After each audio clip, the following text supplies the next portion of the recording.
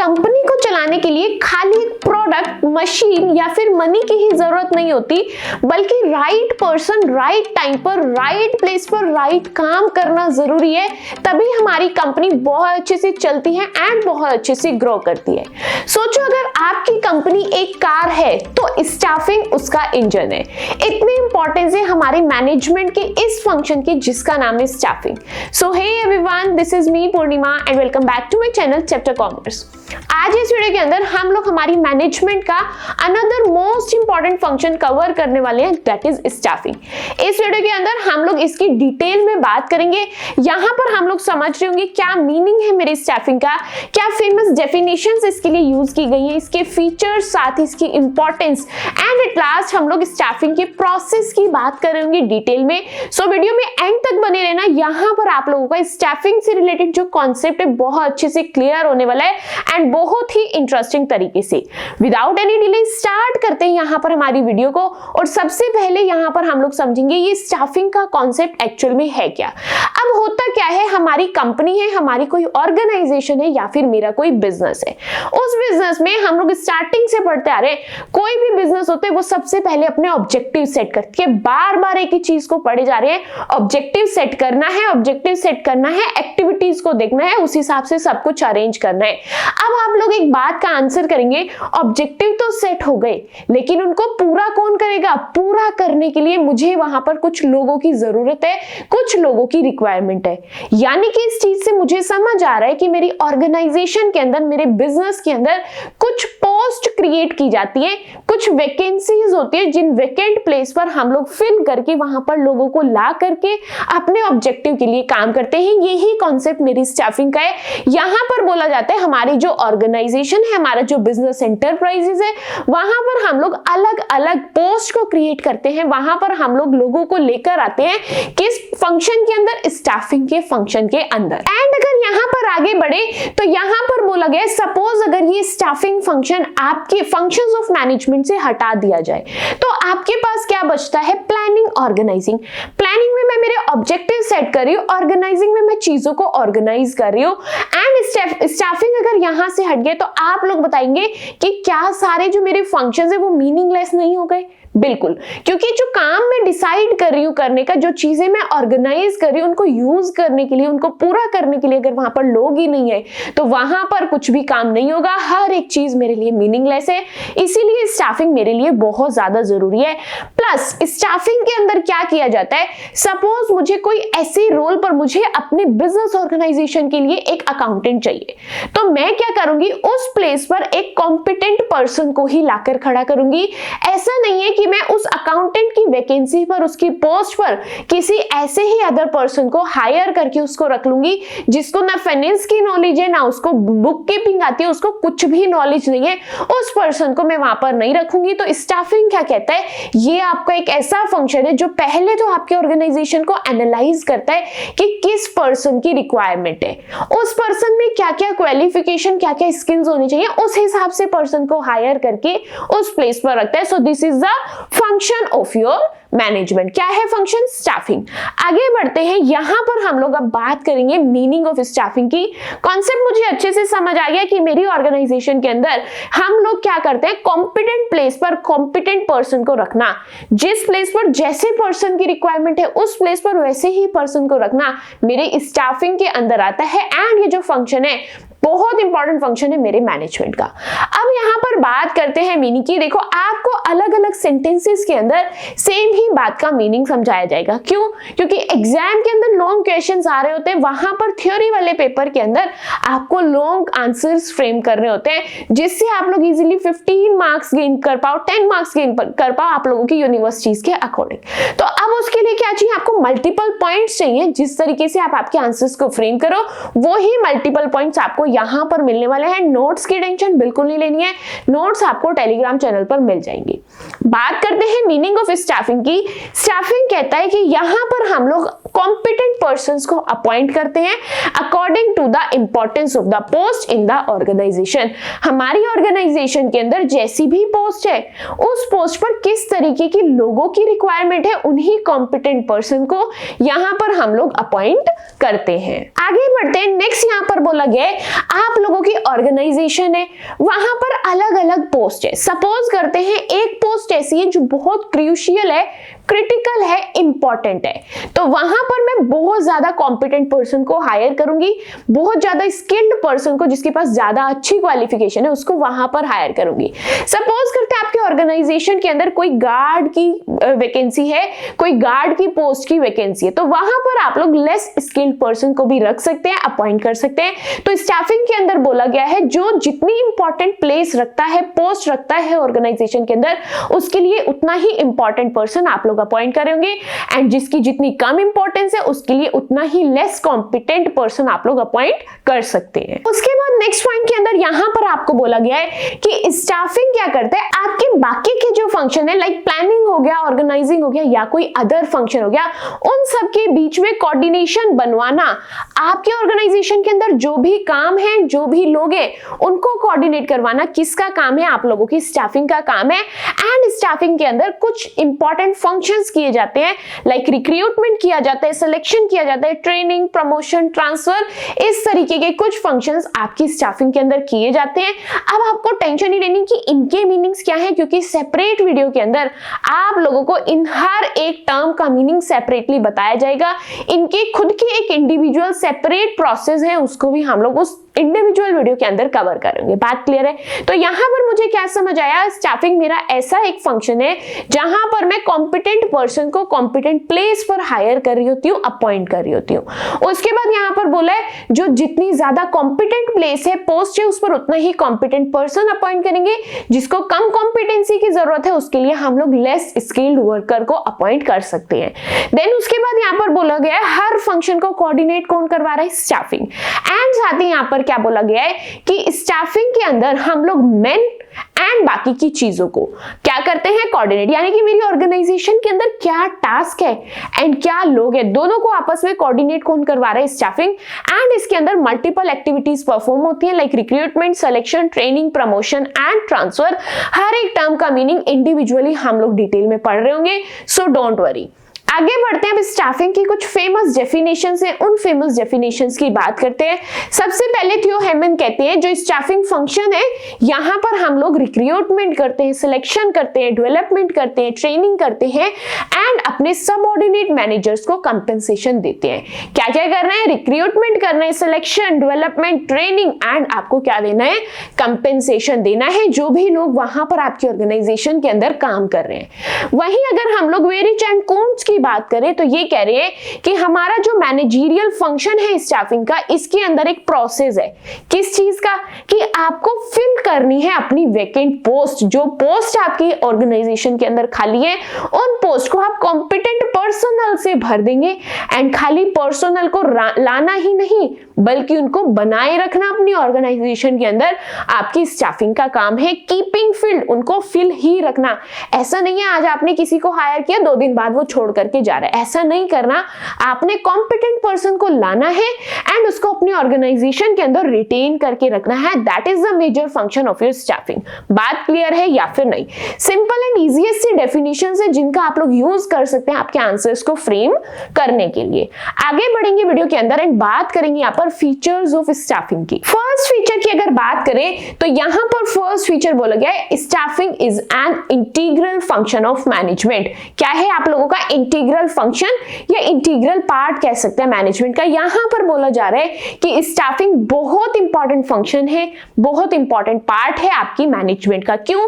क्योंकि स्टाफिंग में हम लोग लोगों को अपॉइंट करते हैं जो हमारी ऑर्गेनाइजेशन के अंदर काम कर रहे हैं। अगर वो लोग ही वहां पर नहीं है, मेरे मटीरियल्स भी ऐसे के ऐसे रखे रहेंगे, मेरी मशीन्स भी कोई काम नहीं कर रही होंगी, मेरे प्लान्स भी काम नहीं कर रहे होंगे, मेरे ऑब्जेक्टिव्स भी पूरे नहीं होंगे। इसीलिए बोला गया स्टाफिंग जो है एक बहुत इंपॉर्टेंट फंक्शन है हमारी मैनेजमेंट का। सेकंड है यहाँ पर परवेसिव। परवेसिव का मतलब क्या है, जो आपका स्टाफिंग है वो आपको हर लेवल लेवल ऑफ मैनेजमेंट पर रिक्वायर्ड है। ऐसा नहीं है खाली टॉप लेवल पर आपको लोगों की जरूरत है, बिल्कुल नहीं, मिडिल लेवल पर भी मुझे लोगों की जरूरत है एंड लोअर लेवल पर भी मुझे लोगों की जरूरत है। इसीलिए स्टाफिंग क्या है, ऑल परवेसिव है, यानी कि मुझे मेरी मैनेजमेंट के हर लेवल पर स्टाफिंग की जरूरत पड़ेगी। नेक्स्ट है कंटिन्यूअस प्रोसेस। कंटिन्यूअस प्रोसेस मतलब स्टाफिंग मेरा ऑनगोइंग प्रोसेस है, कंटिन्यूअस प्रोसेस है। क्यों? जब तक मेरा बिजनेस चलता रहेगा, जितनी मेरे बिजनेस की लाइफ है, तब तक मुझे लोगों की जरूरत पड़ती रहेगी। अब ऐसा नहीं है हर कोई इंसान यहां पर इनडेफिनेट पीरियड तक जीता रहेगा, नहीं। हो सकता है बीच में कोई पर्सन बीमार पड़ जाए, हो सकता है कोई पर्सन बीच में छोड़ के चला जाए, हो सकता है किसी का काम हमको पसंद नहीं आ रहा इसलिए हमने उसको भेज दिया या निकाल दिया। तो ऐसे केस के अंदर हमें नए नए लोगों की जरूरत पड़ती रहेगी। हो सकता है मैं मेरा बिजनेस ग्रो कर रही हूँ एंड मेरे पास नई वैकेंसीज आ रही है, वहां पर मुझे लोगों की जरूरत है। इसीलिए यहां पर क्या बोला जा रहा है, ये आपका एक कंटिन्यूअस प्रोसेस है।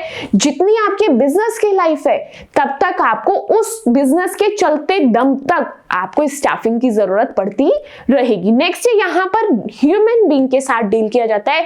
स्टाफिंग एक ऐसा फंक्शन है जो आपके नेचुरल ह्यूमन बीइंग्स के साथ डील करता है, लोगों को उनके काम बताता है कि आपको ये काम इतने टाइम पर करना है, आपको ऑर्गेनाइजेशन के अंदर इतने टाइम पर आना है। ये हर चीज कौन करता है? स्टाफिंग। इसीलिए बोला गया स्टाफिंग डील किसके साथ करते हैं? ह्यूमन बीइंग्स के साथ। नेक्स्ट फीचर है यहाँ पर वाइड स्कोप। जो मेरा स्टाफिंग है इसका बहुत वाइड स्कोप है, यानी कि ये बहुत मल्टीपल फंक्शंस को कवर करता है।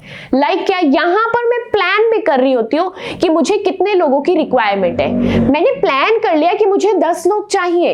अब मुझे उन 10 लोगों को रिक्रूटमेंट करना है, उनका सिलेक्शन करना है, उनकी ट्रेनिंग करानी है। ये सभी चीजें किसके अंदर आ रही है? मेरे एक सिंगल इंडिविजुअल फंक्शन के अंदर, दैट इज स्टाफिंग।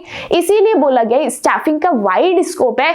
ये मल्टीपल फंक्शंस को अपने अंदर कवर करते हैं, मल्टीपल टास्क को खुद ही परफॉर्म कर रहे होते हैं। नेक्स्ट फीचर है मल्टीपल ऑब्जेक्टिव एक्टिविटी। स्टाफिंग जो है ये मल्टीपल ऑब्जेक्टिव एक्टिविटी है।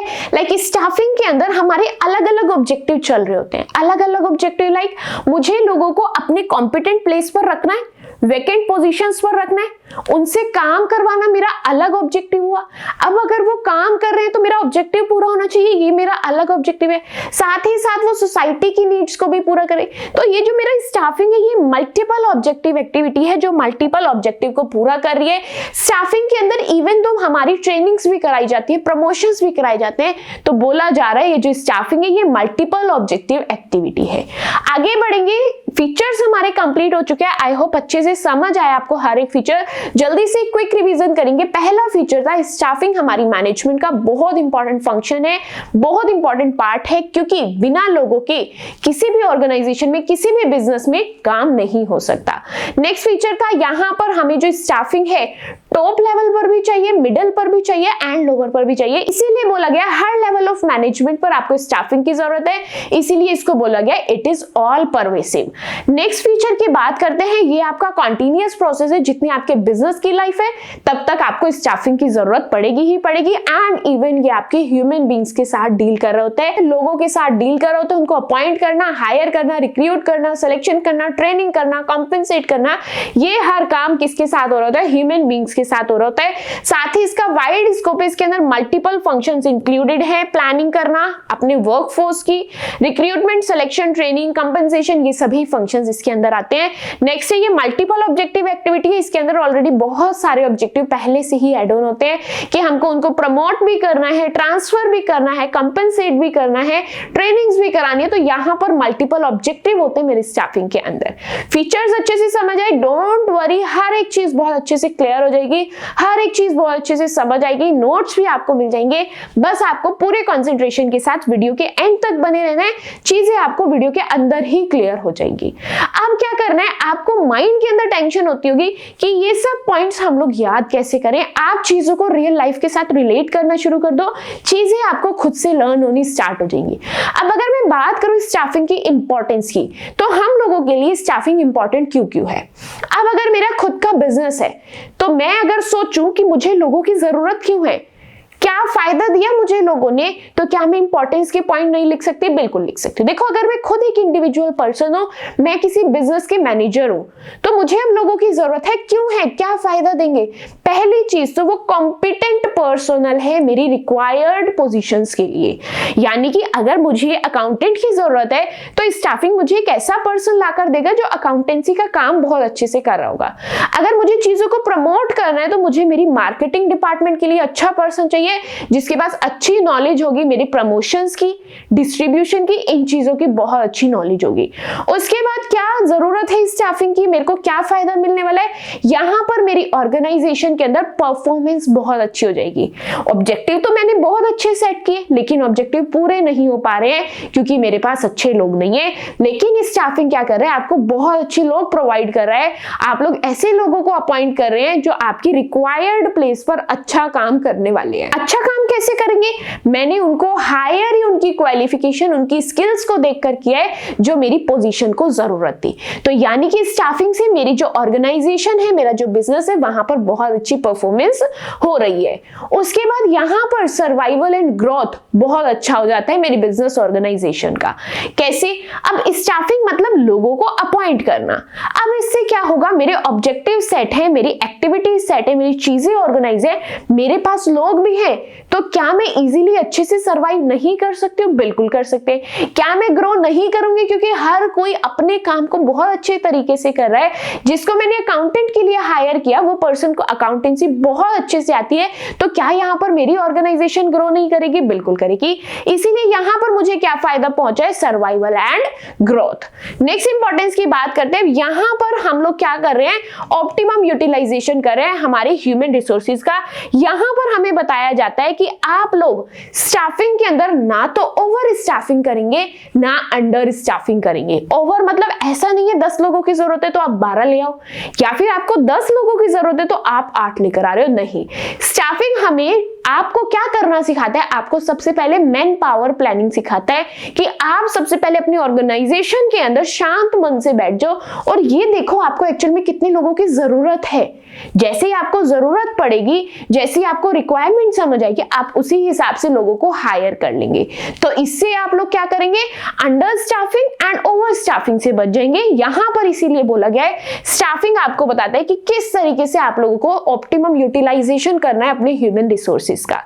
उसके बाद ये क्या करता है, आपके जॉब सेटिस्फेक्शन एंड मोरल को बूस्ट करता है। कैसे, अब एक पर्सन है जिसको फाइनेंस में बहुत अच्छी नॉलेज थी, जिसको हर काम, बुक कीपिंग बहुत अच्छे से करनी आती थी, बैलेंस शीट बहुत अच्छे से बनानी आती थी, हर एक चीज वो इस चीजों में वो परफेक्ट था।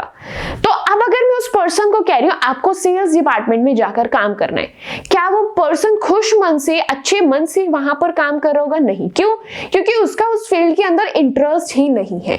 तो स्टाफिंग क्या करता है, जिस पर्सन को जिस चीज की नॉलेज होती है उस पर्सन को उसी प्लेस पर अपॉइंट किया जाता है ताकि उस पर्सन का सेटिस्फेक्शन भी बढ़ जाए जॉब से रिगार्डिंग एंड उसका मोरल भी बूस्ट हो। अब वो जिस फील्ड में उसको नॉलेज है उसी फील्ड में वो काम कर रहा है तो वो मोटिवेटेड फील कर रहा है कि हाँ मुझे ये चीज आती थी, मैंने इनको प्रैक्टिकली इंप्लीमेंट कर लिया, इसका रिजल्ट भी बहुत अच्छा है। कितना सेटिस्फाई वो हो जाएगा एंड कितना उसका मोरल बूस्ट हो जाएगा।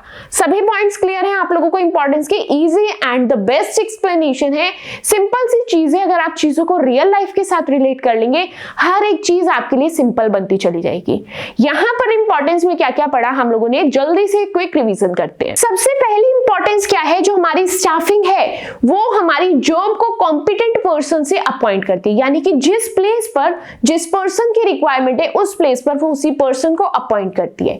सेकेंड इंपॉर्टेंस है यहां पर, इससे जो मेरी ऑर्गेनाइजेशन है उसकी परफॉर्मेंस बहुत अच्छे से होगी, क्योंकि जहां पर मुझे जिसकी रिक्वायरमेंट है वहां पर अगर वही पर्सन काम करेगा, वही स्किल्स काम कर रही होंगी, वही क्वालिफिकेशन काम कर रही होगी, तो क्या मेरी परफॉर्मेंस अच्छी नहीं होगी? यस। अब अगर क्योंकि मेरी परफॉर्मेंस अच्छी हो ही गई है, क्या मैं ज्यादा टाइम तक यहां पर सर्वाइव नहीं कर पाऊंगी? यस।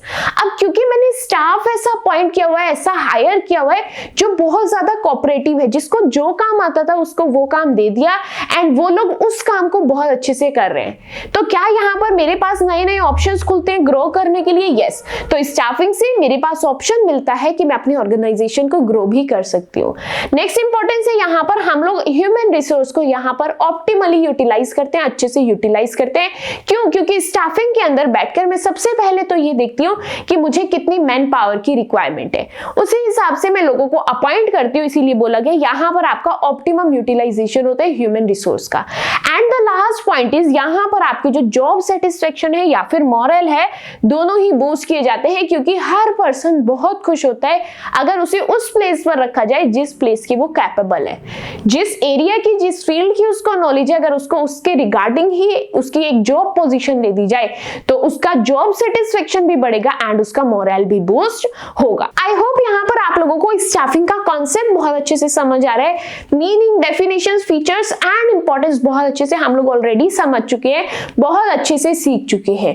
अब द लास्ट थिंग इज, इस वीडियो के अंदर हम जो कवर करने वाले हैं most important topic, that is process of staffing. बात करेंगे यहाँ पर कि अगर मुझे स्टाफिंग करनी है, मुझे लोगों को अपॉइंट करना है, तो उसके लिए मेरा क्या प्रोसेस रहने वाला है, क्या स्टेप्स रहने वाले हैं एंड क्या सीक्वेंस रहने वाले हैं।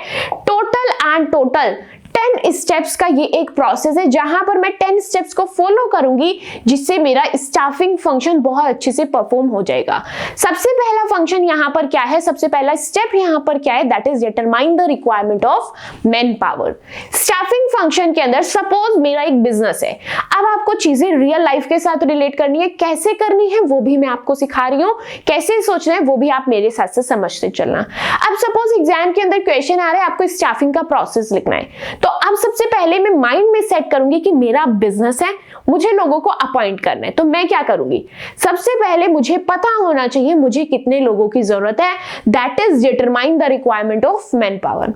मुझे पता होना चाहिए किस प्लेस पर कितने लोगों की जरूरत है, क्या उनकी क्वालिफिकेशन होनी चाहिए, क्या उनकी स्किल्स होनी चाहिए। ये है आप लोगों का फर्स्ट फंक्शन कि किस तरीके की जॉब्स पर आप लोगों को जरूरत है, क्या जॉब उनको परफॉर्म करवानी है। यहां पर आप लोग क्या कर रहे हैं, मैनेजर सबसे पहले फ्यूचर प्लान्स देखता है, क्या प्रोडक्शन है, क्या सेल्स टारगेट है, हर एक चीज को वो देखता है, चेक करता है कितने ज्यादा लोगों की वहां पर जरूरत है, कितने लोग पहले से अवेलेबल है। इससे आप लोग डिटरमाइन कर पाते हैं कि और नेक्स्ट कितने लोगों की, कितनी मैन पावर की आप लोगों को जरूरत है। क्या है स्टेप नंबर 1? स्टेप नंबर 1 आपको कहता है कि सबसे पहले अपनी ऑर्गेनाइजेशन के अंदर शांत मन से बैठ जाओ और ये देखो कि एक्चुअल में आप लोगों को कितने मैन पावर की रिक्वायरमेंट है। कैसे पता लगाओगे? आपको देखना है कि आपका बिजनेस किस टाइप का है, किस तरीके का बिजनेस कर रहा है, क्या क्वालिफिकेशन की जरूरत है, क्या स्किल्स की जरूरत है। हर चीज पता लगाने के बाद एक बार जरा नजर मार लो कि आपके पास ऑलरेडी कितने एम्प्लॉयज अवेलेबल है। आपने ये तो पता लगा लिया 10 लोगों की जरूरत है, अब 10 में से 5 लोग पहले ही वहां पर है, तो अब कितने की जरूरत है? 5 लोगों की। यही काम आपको स्टेप नंबर 1 बोल रहा है। सबसे पहले आप लोग पता लगा लो कि आपके ऑर्गेनाइजेशन के अंदर कितनी मैन पावर की रिक्वायरमेंट है। जैसे ही रिक्वायरमेंट पता चल गई, अब आपको करना है रिक्रूटमेंट। क्या करना है? रिक्रूटमेंट। जैसे ही आपको पता चला कि इतने लोगों की रिक्वायरमेंट है, यहां पर अब आप लोग अलग अलग सोर्सेज देखना शुरू कर दोगे कि हाँ मुझे 5 लोग चाहिए, मैं 5 लोग कहां से ले सकती हूँ, कहां से ले सकती हूँ, किसके अंदर आता है? रिक्रूटमेंट के अंदर। अब कहां से ले सकती हूँ, उसके बाद मैं उनको एनकरेज करूंगी कि वो अपनी एप्लीकेशंस मेरे पास भेजे। इन अदर वर्ड्स, रिक्रूटमेंट का मतलब होता है अपने एम्प्लॉयज को अवेलेबल करना in order to fill various post. अब आप क्या चाहते हैं? आपने ये पता लगा लिया कि मुझे इतने और ज्यादा लोगों की जरूरत है, अब रिक्रूटमेंट करना है। रिक्रूटमेंट मतलब पता लगा लिया, अब मुझे एनकरेज करना है लोगों को कि आओ एंड मेरी ऑर्गेनाइजेशन के अंदर अपनी एप्लीकेशंस दो, ताकि मैं पता लगा पाऊं कि कहां किस लोगों को मैं सेट कर सकती हूं। यानी कि यहां पर मैं अलग अलग सोर्सेज को आइडेंटिफाई कर रही हूं अपनी वैकेंट पोजीशंस को फिल करने के लिए। अब ये जो मेरी वैकेंट पोजीशंस है, ये 2 सोर्सेज से मैं फिल कर सकती हूँ, इंटरनल एंड एक्सटर्नल। इंटरनल का क्या मतलब है कि मेरी ऑर्गेनाइजेशन है, मैं ऑर्गेनाइजेशन के अंदर रहने वाले लोगों को ही कह रही हूं, क्या आप इस पोजीशन से इस पोजीशन पर आ जाएंगे? क्या आपकी फैमिली में कोई ऐसा पर्सन है जो यहां पर आकर काम कर ले? तो ये मैं यूज कर रही हूँ इंटरनल सोर्स। मैं अपनी ऑर्गेनाइजेशन की बात बाहर नहीं जाने दे रही हूँ, अपने यहाँ पर काम करने वाले एम्प्लॉयज से ही मैं बात कर रही हूँ, डीलिंग कर रही हूँ कि आप इस पोजीशन पर आ जाओ, आप इस पर शिफ्ट हो जाओ, या फिर आपके पास कोई ऐसा पर्सन है जो इस फील्ड पर काम कर ले। तो ये है मेरा इंटरनल सोर्स। वेयर एज इसका एक एक्सटर्नल सोर्स भी है। एक्सटर्नल मतलब अब मैं अपने ऑर्गेनाइजेशन की बाउंड्री से बाहर जा रही हूं, मैं बाहर वालों की हेल्प ले रही हूं, मैं बाहर के लोगों को अपॉइंट कर रही हूं। आपको स्ट्रेस नहीं लेना, ये जो रिक्रूटमेंट वाला टॉपिक है इंडिविजुअली नेक्स्ट वीडियो के अंदर हम लोग बहुत अच्छे से डिटेल में कवर कर रहे होंगे, जहां पर आपको रिक्रूटमेंट के टाइप्स, इसका प्रोसेस अलग से देखने के लिए मिल जाएगा। यहां पर मेरा फोकस रिक्रूटमेंट पर नहीं, स्टाफिंग प्रोसेस पर है, जिसके अंदर पहला स्टेप मैं पढ़ चुकी हूं, मुझे मैन पावर की रिक्वायरमेंट देखनी है, उसके बाद रिक्रूटमेंट करना है, रिक्रूटमेंट के बाद नेक्स्ट स्टेप क्या है, इस पर फोकस करना है, ना कि रिक्रूटमेंट के प्रोसेस या उसके टाइप्स पर। बात क्लियर है? यहां पर बस मुझे बेसिक सा मीनिंग पता होना जरूरी है ताकि मैं अपने प्रोसेस को कंप्लीट कर पाऊं। बात कर रहे थे यहां पर हम लोग एक्सटर्नल सोर्सेज की, तो एक्सटर्नल सोर्सेज के अंदर क्या क्या आता है, ये कुछ नेम्स आपको गिवन है, रीड में करवा देती हूं, लेकिन हर एक टाइप हम लोग नेक्स्ट वीडियो के अंदर डिटेल में जरूर पढ़ेंगे। ठीक है, आगे बढ़ते हैं। क्या क्या है ये मेरे external sources, like direct recruitment, casual callers, media advertisement, employment exchange, placement agencies, management consultants, campus recruitment, recommendation, labour contracts, telecasting and web publishing. These all are the different options under the external factor, external source of recruitment. बात clear हो रही है? हर एक term आपको next video में बहुत अच्छे से समझ आएगी। क्यों? क्योंकि स्टाफिंग प्रोसेस के अंदर इन टर्म्स का लर्न होना, इन टर्म्स का मीनिंग पता होना जरूरी नहीं है। This is just a brief description कि रिक्रूटमेंट के अंदर ये काम होता है। बात क्लियर हो रही है? थर्ड स्टेप पर आते हैं। Third step is selection. Selection के अंदर क्या होता है, अब जो एप्लीकेशंस मुझे रिसीव हुई हैं, उन एप्लीकेशंस में से मैं मेरे बेस्ट कैंडिडेट को चूज कर रही हूँ। क्या कर रही हूँ? अपने बेस्ट कैंडिडेट्स को चूज कर रही हूँ हर एप्लीकेंट से जो एप्लीकेशंस मेरे पास रिसीव हुई हैं। अब चूज कैसे करूंगी? मैं उनका टेस्ट करवाऊंगी, इंटरव्यू करूंगी, चेक करूंगी कि उनकी एबिलिटी कैसी है मेरी बातों को समझने की, सुटेबल है या फिर नहीं पोजीशन के लिए। एंड यहाँ पर जो मेन पर्पस होता है सिलेक्शन का, वो ये होता है कि जो राइट पर्सन है वो राइट जॉब पर ही जाए। ऐसा नहीं है जरूरत मुझे मार्केटिंग डिपार्टमेंट में है एंड मैं उसको फाइनेंस डिपार्टमेंट में डाल रही हूँ, ऐसा नहीं। राइट पर्सन राइट प्लेस पर जाए, this is the main target of the selection point. बात क्लियर है या फिर नहीं? अब बात करते हैं यहाँ पर ये जो हेल्प करता है, हमारा जो सिलेक्शन है वो हेल्प करता है ऑर्गेनाइजेशन को कि वो बहुत अच्छे से काम करे एंड मिस्टेक्स के चांसेस कम हो जाए। रिकॉल करो मेरे साथ साथ, स्टाफिंग का प्रोसेस हम लोग पढ़ रहे हैं। स्टेप नंबर 1 था, सबसे पहले मुझे पता होना चाहिए कितने लोगों की जरूरत है। स्टेप नंबर 2, अब पता तो लग गया, लोग कहां से लाऊं, मुझे वो सोर्सेज ढूंढने हैं। कहां ढूंढूंगी वो सोर्सेज? रिक्रूटमेंट के अंदर। सोर्सेज ढूंढ के मैं उनको एनकरेज कर रही हूँ कि मेरे पास ज्यादा से ज्यादा एप्लीकेशंस है। कहां हो रहा है ये काम? रिक्रूटमेंट में। अब एप्लीकेशंस तो आ गई, उन एप्लीकेशंस पर काम कर रहे हैं। किस में काम होगा? सिलेक्शन में। एप्लीकेशंस आ गई, उन एप्लीकेशंस में से बेस्ट कैंडिडेट को चूज करना है। अब मैं फंस गई, मैं बेस्ट कैंडिडेट कैसे चूज करूं? मैं उनका टेस्ट करवाऊंगी, उनका इंटरव्यू करवाऊंगी एंड सबसे मेन चीज मैं यहां पर ये देख रही हूँ कि राइट पर्सन राइट प्लेस पर ही जाए ताकि मेरी ऑर्गेनाइजेशन के अंदर काम बहुत एफिशिएंटली होता रहे। अब एक बात यहां पर जरूरी है कि सिलेक्शन करने के लिए भी एक प्रॉपर प्रोसेस है, जिसको अगेन हम लोग इंडिविजुअल वीडियो के अंदर कवर कर रहे होंगे, बट छोटा सा ओवरव्यू सिलेक्शन प्रोसेस के अंदर क्या क्या पॉइंट्स कवर्ड है। सिलेक्शन के अंदर हम लोग सबसे पहले प्रीलिमिनरी स्क्रीनिंग करते हैं, प्रीलिमिनरी इंटरव्यू करते हैं, ब्लैंक एप्लीकेशन फॉर्म फिल करते हैं, सिलेक्शन टेस्ट होता है, इंटरव्यू होता है, बैकग्राउंड चेक होता है, सिलेक्शन डिसीजन लिया जाता है, देन मेडिकल एग्जामिनेशन होता है, फिर उनको जॉब ऑफर की जाती है, देन हमारा कॉन्ट्रैक्ट ऑफ एम्प्लॉयमेंट होता है। ये कंप्लीट प्रोसेस है आपके सिलेक्शन का। अगर आपको प्रोसेस ऑलरेडी आता है तो यहां से रिवाइज कर सकते हैं, नहीं आता तो कल की वीडियो में या फिर परसों की वीडियो में आपको जल्दी ही इसका प्रोसेस भी बहुत डिटेल में एंड बहुत इजी तरीके से देखने के लिए मिलेगा। अब क्या मैं यहाँ पर सिलेक्शन प्रोसेस डिटेल में पढ़ रही हूँ? नहीं, मैं स्टाफिंग का प्रोसेस पढ़ रही हूँ, जिसमें मुझे बस छोटा सा ओवरव्यू इसका पता होना चाहिए। क्यों? क्योंकि मेरा मेन फोकस सिर्फ स्टेप्स पर है कि स्टाफिंग करने के लिए क्या क्या स्टेप्स मुझे करने हैं। पहला कर लिया, मैन पावर की रिक्वायरमेंट देख लो, उसके बाद रिक्रूटमेंट, अपने सोर्सेज ढूंढ लो, थर्ड है सिलेक्शन, यहां पर मुझे क्या करना है? बेस्ट कैंडिडेट को चूज कर लो। अब मैंने बेस्ट कैंडिडेट तो चूज कर लिया, अब मुझे उनको उनकी पोजीशन पर पहुंचाना है, यानी कि मेरा नेक्स्ट स्टेप है प्लेसमेंट एंड ओरिएंटेशन। क्या करना है? Placement and orientation. प्लेसमेंट का मतलब होता है जिन लोगों को आपने असाइन किया, जिन लोगों को आपने सेलेक्ट किया है, उनकी पूरी फॉर्मेलिटीज करने के बाद आप लोग उनको ज्वाइनिंग लेटर देकर के उनको राइट प्लेस पर आप लोग प्लेस कर रहे हैं। एंड ओरिएंटेशन का मतलब क्या होता है? ओरिएंटेशन का मतलब होता है आप लोग अपने जो नए एम्प्लॉयज हैं उनको इंट्रोड्यूस करा रहे हैं आपकी ऑर्गेनाइजेशन से, आपके एग्जिस्टिंग एम्प्लॉयज से। क्या बोला? प्लेसमेंट का मतलब है जिन लोगों को आपने चूज किया है, सेलेक्ट किया है, उनको आप लोग सही प्लेस पर असाइन कर रहे हैं, सही प्लेस पर उनको पहुंचा रहे हैं। एंड ओरिएंटेशन का मतलब होता है जो नए लोग आपके पास आए हैं उन नए लोगों को पुराने लोगों से मिलवाया जा रहा है, ऑर्गेनाइजेशन के अंदर अलग अलग चीजें दिखाई जा रही है कि ये आपका बैठकर काम करने का प्लेस है, ये आपकी पेंट्री है, आपको रेस्ट चाहिए ये है, ये आपका मेडिकल रूम है। ये क्या हो रहा है? ओरिएंटेशन हो रहा है किसका? आपके न्यू एम्प्लॉयज का। यानी कि यहां पर उनको फैमिलियर करवाया जाता है आपके न्यू एनवायरनमेंट से, आपके ऑर्गेनाइजेशन के एनवायरनमेंट से। नेक्स्ट यहां पर प्लेसमेंट एंड ओरिएंटेशन के बाद आपका नेक्स्ट स्टेप है दैट इज रिटेंशन। अब लोग आ तो गए, लोगों को उनकी जगह पर तो पहुंचा दिया, लोगों से मिलवा दिया, अब मैं क्या करूं? क्या मेरा काम खत्म हो गया? नहीं, मुझे पूरा अलर्ट रहना पड़ेगा कि जितने भी लोग मेरी ऑर्गेनाइजेशन के अंदर आए हैं वो मेरी ऑर्गेनाइजेशन में बने रहें, उनको मुझसे या वहां पर रहने वाले लोगों से कोई भी मनमुटाव ना हो। यानी कि नेक्स्ट स्टेप क्या है? रिटेंशन। मुझे अपने लोगों को, अपने जितने भी लोग मैंने वहां पर अपॉइंट किए हैं, सेलेक्ट किए हैं, वो वहां पर रिटेन रहे। अब कैसे रिटेन रहेंगे? अच्छा, मैंने जो काम कहा है वो कर रहे हैं, वो काम कर रहे हैं लेकिन परेशान हो रहे हैं कि रोज सेम ही काम, सेम ही मेरी सैलरी, कैसे काम चलेगा? तो उसके लिए मुझे क्या करना पड़ेगा? उनको एक तो फेयर रेम्यूनरेशन देना पड़ेगा, फेयर सैलरी देनी पड़ेगी। जितना उनका हार्ड वर्क उतनी ही उनकी पेमेंट। हार्ड वर्क ऑलवेज पे ऑफ। जितना हार्ड वर्क कर रहे हैं, जितना अच्छा काम कर रहे हैं, उतनी उस हिसाब से उनकी फेयर रेम्यूनरेशन तो होनी चाहिए, तभी वो लोग आपके ऑर्गेनाइजेशन के अंदर टिके होंगे। नेक्स्ट में क्या कर सकती हूँ? Labour relation. मैं अपने एम्प्लॉयज के साथ, अपनी लेबर के साथ एंड जो एम्प्लॉयज हैं उनका आपस में एक बहुत अच्छा बॉन्ड क्रिएट करवा सकती हूँ। सबको एक फ्रेंडली नेचर रखवा सकती हूँ। किसी को हेल्प की जरूरत है, दूसरा पर्सन आके हेल्प कर दे।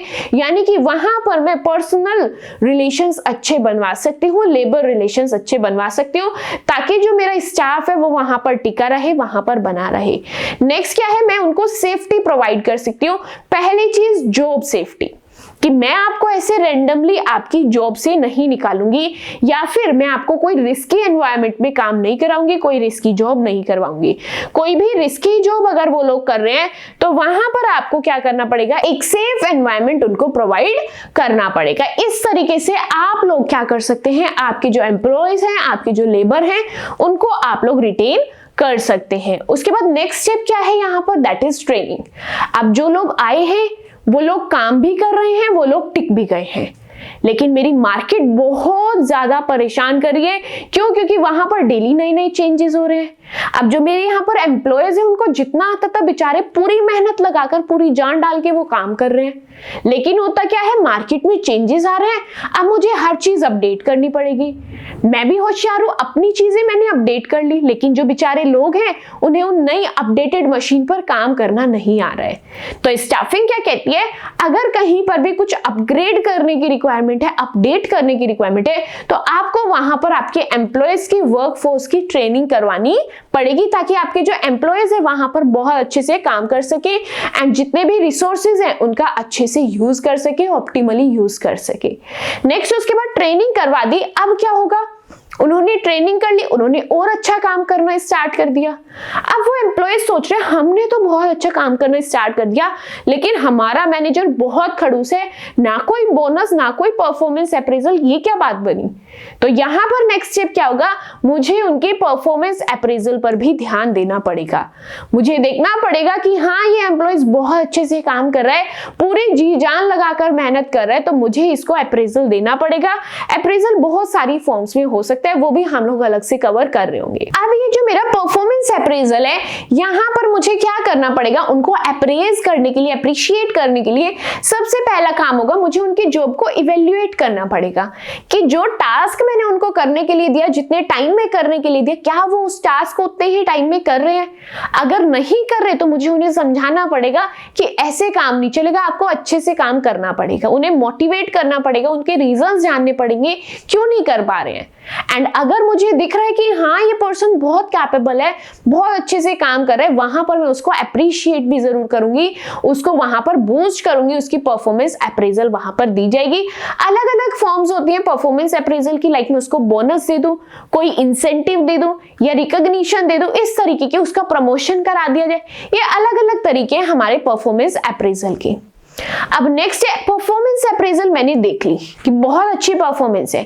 अब एक पर्सन एक ही पोजीशन पर तो काम नहीं करेगा, उसे क्या चाहिए होता है, किस तरीके से मेरा लेवल बढ़ता जाए। अब यानी कि अब हर पर्सन की निगाह मुझ पे है कि हम तो बढ़िया काम कर रहे हैं, अब काम बचता है मैनेजर का, हमें पहुंचा दे ऊपर वाली पोजीशन पे। भाई हर किसी को मैनेजर बनना पसंद है, तो यानी कि नेक्स्ट स्टेप क्या रहने वाला है, दैट इज प्रमोशन।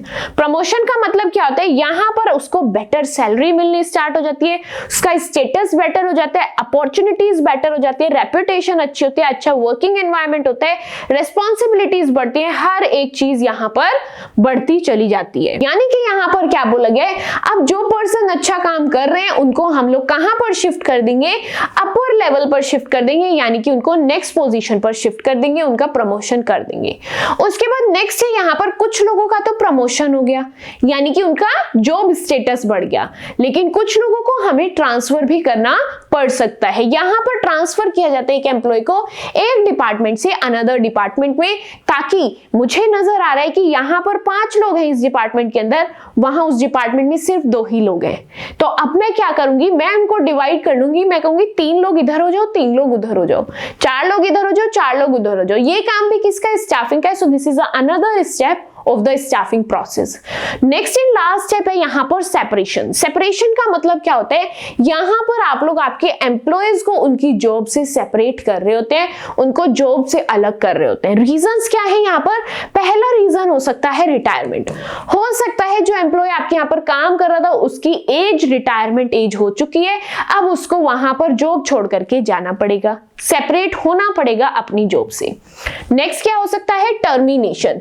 टर्मिनेशन का मतलब क्या होता है, हो सकता है कोई एम्प्लॉय आपके ऑर्गेनाइजेशन के अंदर अनसेटिस्फैक्टरी काम कर रहा है, मैं उसे बार बार टोक रही हूँ फोन मत चलाओ, फोन मत चलाओ, बट वो बार बार फोन यूज कर रहे हैं, ना कोई प्रोडक्शन कर रहा है, ना मार्केटिंग कर रहा है, किसी भी डिपार्टमेंट के अंदर उसका कोई रोल ही नहीं है। तो ऐसे में मुझे क्या करना पड़ेगा, बाद में थक हार के मुझे एट द एंड उसको कहना पड़ेगा, भाई आपका इस बिजनेस ऑर्गेनाइजेशन के अंदर कोई काम नहीं है, आपका यहाँ पर कोई इन्वॉल्वमेंट नहीं है, आपको सिर्फ फोन ही यूज करना है, आप जॉब छोड़ के जा सकते हैं। That is what termination. आप उसको उसकी एम्प्लॉयमेंट से, उसकी जॉब से टर्मिनेट कर रहे हैं। लास्ट है यहाँ पर रिट्रेंचमेंट। रिट्रेंचमेंट का मतलब होता है किसी को परमानेंटली रिमूव करना सर्विस से, उसके टास्क से, उसकी जॉब से परमानेंटली रिमूव करना, that will be covered under retrenchment. अब ये रिमूव किस रीजन से करते हैं, हो सकता है मेरा जो बिजनेस है वहां पर उसकी जो इकोनॉमिक कंडीशन है वो कुछ ठीक नहीं है, ना वो प्रॉफिट अर्न करिए, वो लोगों का करेगी क्या, तो ऐसे में वो क्या करती है, परमानेंटली रिमूव कर देती है अपने एम्प्लॉयज को। या फिर हो सकता है मॉडर्नाइजेशन की वजह से आपको आपके एम्प्लॉयज को निकालना पड़ रहा है, अब आपको यंग जनरेशन चाहिए जिनको मॉडर्नाइजेशन की नॉलेज है, नए नए इक्विपमेंट्स की नॉलेज है।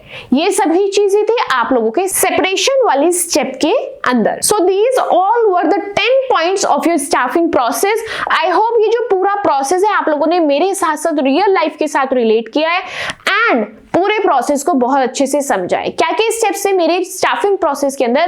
पहला स्टेप मेरा था कि सबसे पहले मुझे मैन पावर की रिक्वायरमेंट पता होनी चाहिए कि मेरी बिजनेस ऑर्गेनाइजेशन के अंदर एक्चुअल में कितने लोगों की जरूरत है। उसके बाद अब क्योंकि मैंने पता लगा लिया कि कितने लोगों की जरूरत है, तो अब मुझे सोर्सेज ढूंढने हैं कि मैं किस अलग अलग सोर्स से लोगों को ला सकती हूँ, एप्लीकेशंस को मंगवा सकती हूँ। तो रिक्रूटमेंट ने मुझे बताया 2 सोर्सेज से मंगवा सकते हो, इंटरनल भी एंड एक्सटर्नल भी। चलो मेरे पास एप्लीकेशंस आ गई हैं। एप्लीकेशंस आने के बाद मुझे क्या करना है, लोगों को सेलेक्ट करना है, लोगों को अपॉइंट करना है, यानी कि मेरा नेक्स्ट स्टेप रहने वाला है सिलेक्शन। सिलेक्शन के अंदर मैं किस तरीके से लोगों को सेलेक्ट कर सकती हूँ, मैं उनका टेस्ट ले सकती हूँ, इंटरव्यू ले सकती हूँ, अलग अलग तरीके से मैं लोगों को सेलेक्ट कर सकती हूँ। प्रोसेस क्या रहने वाला है, नेक्स्ट आने वाली वीडियो में आपको इसका सेपरेट प्रोसेस भी देखने के लिए मिल जाएगा। अब मैंने लोगों को सेलेक्ट कर लिए, नेक्स्ट काम क्या होगा, मैं उनको उनकी पोजीशंस पर पहुंचाना शुरू कर दूंगी, दैट इज प्लेसमेंट। अब लोगों का क्या हो चुका है, प्लेसमेंट हो चुका है। अब नए लोग मेरी ऑर्गेनाइजेशन के अंदर आए हैं, तो ये मेरी ड्यूटी है, मेरी ऑब्लिगेशन है कि मैं क्या करूं, नए आने वाले लोगों को पुराने लोगों से मिलवाकर उनकी दोस्ती करवा दूं, उनकी फ्रेंडशिप करवा दूं एंड उनको मेरी ऑर्गेनाइजेशन के एनवायरनमेंट के साथ फ्रेंडली फील करा दूं, उनको क्या करवा दूं, उनको मिलवा दिया जाए हर चीज से कि क्या चीज कहां मिलेगी। तो यानी कि हम क्या कर रहे हैं, उनका इंट्रोडक्शन करा रहे हैं, उनको इंट्रोड्यूस करा रहे हैं हमारे वर्किंग एनवायरनमेंट के साथ एंड हमारे प्रीवियस एम्प्लॉयज के साथ। अब हर कोई हर किसी से मिल चुका, क्या मेरा काम खत्म हो गया? नहीं, एम्प्लॉयज आ चुके, पोजीशंस फिल हो चुकी, अपॉइंट हो चुके। अब मुझे ध्यान रखना पड़ेगा जो लोग आए हैं वो एकदम रेंडमली अपनी ऑर्गेनाइजेशन को छोड़कर भाग ना जाए। यानी कि मुझे किस चीज पर ध्यान रखना पड़ेगा, उनके रिटेंशन पर, कि वो मेरी ऑर्गेनाइजेशन के अंदर कंटिन्यूटी बनाए रखें, मेरी ऑर्गेनाइजेशन के अंदर बने रहें। कैसे बने रहेंगे? जब मैं उनको अच्छी सैलरी दूंगी तब भी वो मेरी ऑर्गेनाइजेशन के अंदर रुके रहेंगे एंड जो वहां पर लोग हैं उनका आपस में अच्छा रिलेशन होना चाहिए, मेरा एंड मेरे एम्प्लॉयज का अच्छा रिलेशन होना चाहिए। यानी कि नेक्स्ट ऑप्शन है मेरे पास good labour relation and the last option is safety. अगर कोई ऐसा हैजार्डस काम कर रहा है, कोई ऐसा खतरे वाला रिस्की जॉब कर रहा है, तो वहां पर मैं उनको एक सेफ्टी प्रोवाइड कर सकूं, that will also covered under retention. अब लोगों को रहने का, कि वो मेरी ऑर्गेनाइजेशन के अंदर बने रहे, ये पॉइंट अगर हो चुका है तो नेक्स्ट काम क्या होगा, हर चीज स्मूथली चल रही है लेकिन अब मेरी मार्केट, मेरा एनवायरनमेंट स्मूथ नहीं है, वहां पर रेंडमली नए नए चेंजेस आते हैं, तो मुझे क्या करना पड़ेगा, अपने वर्कफोर्स को, अपने स्टाफ को, अपने एम्प्लॉयज को ट्रेन करना पड़ेगा। यानी कि नेक्स्ट पॉइंट इज ट्रेनिंग। मुझे उनकी क्वालिटी, उनकी स्किल्स को इंप्रूव कराना है ताकि वो बहुत एफिशिएंटली एंड इफेक्टिवली मेरी ऑर्गेनाइजेशन के अंदर काम कर सके। अब ट्रेनिंग कराने के बाद लोगों ने बहुत अच्छे से काम करना स्टार्ट कर दिया। अब अगर वो इतना अच्छे से काम कर ही रहे हैं तो उनकी नजर मुझ पर होगी कि मैं उनकी परफॉर्मेंस को कब अप्रिशिएट करूंगी। तो अब दिस इज माय टाइम, जब मैं लोगों की परफॉर्मेंस को इवेल्युएट कर रही हूँ, एम्प्लॉयज की परफॉर्मेंस को इवेल्युएट कर रही हूँ कि कौन कितने अच्छे से वहां पर काम कर रहा है। अगर काम अच्छे से नहीं कर रहे हैं तो मैं उनको बताऊंगी कि आपने काम ठीक नहीं किया, ठीक से करना स्टार्ट कर दो। एंड जो लोग अच्छे से काम कर रहे हैं उनको परफॉर्मेंस अप्रेजल दिया जाएगा एंड परफॉर्मेंस अप्रेजल में उनको प्रमोट कर दिया जाएगा एक हाई लेवल पर, हाई जॉब पोजीशन पर, जहां पर उनका स्टेटस बढ़ गया, उनकी रिस्पॉन्सिबिलिटी बढ़ गई, हर एक चीज उनकी बढ़ गई है। अब कुछ लोगों का प्रमोशन हो गया, लेकिन जब मैंने इवेल्युएशन किया तो मुझे समझ आया कि एक डिपार्टमेंट में लोग हैं ही नहीं काम करने के लिए, तो अब मुझे यहां पर लोगों को ट्रांसफर भी करना पड़ सकता है। That is my another point under the staffing process. Transfer करने के बाद नेक्स्ट पॉइंट क्या हो सकता है एट द एंड, हो सकता है जब मैं इवेल्युएशन कर रही थी तो मुझे कुछ लोगों की परफॉर्मेंस वहां पर पसंद नहीं आई एंड अगर पसंद नहीं आई तो मुझे क्या करना पड़ेगा, सेपरेशन करना पड़ेगा। अब सेपरेशन के भी अलग अलग रीजंस हो सकते हैं, लाइक हो सकता है मेरे जो एम्प्लॉयज हैं उनकी एज जो है काफी बढ़ चुकी है, उनकी रिटायरमेंट का टाइम आ चुका है, that will be also covered under the separation. Retirement के अंदर भी हम लोगों को उनका सेपरेशन करवाना पड़ेगा उनकी जॉब से। नेक्स्ट रीजन क्या हो सकता है, दैट इज टर्मिनेशन। जब मैं परफॉर्मेंस इवेल्युएट कर रही थी तो मुझे कुछ एम्प्लॉयज की परफॉर्मेंस पसंद नहीं आई, तो मुझे उन एम्प्लॉयज को अपनी जॉब पोजीशन से निकालना पड़ेगा, that will be covered under termination. And the last option will be retrenchment. यानी कि यहां पर क्या करना पड़ता है, आप लोग किसी भी एम्प्लॉय को, किसी भी वर्कर को, किसी भी पर्सन को परमानेंटली रिमूव कर देते हैं उसकी सर्विस से। किस रीजन से हो सकते हैं, आपकी जो इकोनॉमिक डिफिकल्टीज आ चुकी हैं आपके वर्क के अंदर, ये रीजन हो सकता है, या फिर मॉडर्नाइजेशन भी इसका रीजन हो सकता है। तो ये था आपका पूरा प्रोसेस किस चीज का, स्टाफिंग का। इस डायग्राम के थ्रू आप लोग एग्जाम से पहले पूरा स्टाफिग प्रोसेस बहुत अच्छे से रिवाइज कर सकते हैं। यहां पर आपको 8 पॉइंट्स दिख रहे हैं, लेकिन ये 8 नहीं, यहां पर 8, 9 एंड 10 तीनों ही पॉइंट्स एक साथ इन्वॉल्व है, इसीलिए यहां पर 8 पॉइंट्स दिखेंगे, बट एक्चुअल में ये आप लोगों के टोटल 10 पॉइंट्स है स्टाफिंग प्रोसेस के अंदर। That's it for today's video. आज इस वीडियो के अंदर हम लोगों ने स्टाफिंग का मीनिंग, उसकी डेफिनेशंस, फीचर्स, इंपॉर्टेंस एंड साथ ही उसके प्रोसेस की बात की है। आई होप हर एक चीज आपको बहुत अच्छे से समझ आई है। एंड स्टिल माइंड के अंदर कोई भी डाउट है, आप लोग आपके डाउट्स को कमेंट सेक्शन के अंदर पूछ सकते हैं, ताकि वहां पर मैं आप लोगों के डाउट्स को बहुत अच्छे से सॉल्व कर पाऊं एंड आपकी हर कंफ्यूजन को दूर कर पाऊं। एंड साथ ही आज की वीडियो के अंदर हम लोगों ने जितना भी पढ़ा है इसके नोट्स आप लोगों को टेलीग्राम चैनल पर मिल जाएंगे एंड टेलीग्राम चैनल का लिंक आप लोगों को डिस्क्रिप्शन बॉक्स में मिल जाएगा। लिंक को टैप करके टेलीग्राम चैनल को ज्वाइन करके आप लोग आपके नोट्स को डाउनलोड कर सकते हैं एंड कॉन्सेप्ट को बहुत अच्छे से रिवाइज एंड रिकॉल कर सकते हैं। साथ ही अगर अभी तक आप लोगों ने मैनेजमेंट के प्रीवियस फंक्शंस को कवर नहीं किया है लाइक प्लानिंग एंड ऑर्गेनाइजिंग, तो उसकी प्लेलिस्ट भी आप लोगों को डिस्क्रिप्शन बॉक्स में मिल जाएगी। लिंक को टैप करके आप लोग उन फंक्शंस ऑफ मैनेजमेंट को भी बहुत अच्छे से कवर कर सकते हैं। आई होप ये चैप्टर आपको बहुत अच्छे से समझ आए, इंटरेस्टिंग लग रहा है या फिर नहीं, रिव्यू कमेंट सेक्शन के अंदर जरूर देना। एंड वीडियो पसंद आई है तो don't forget to like my video and subscribe to my channel which is Chapter Commerce. That's it for today's video. मिलते हैं आपसे नेक्स्ट वीडियो के अंदर। Till then bye bye.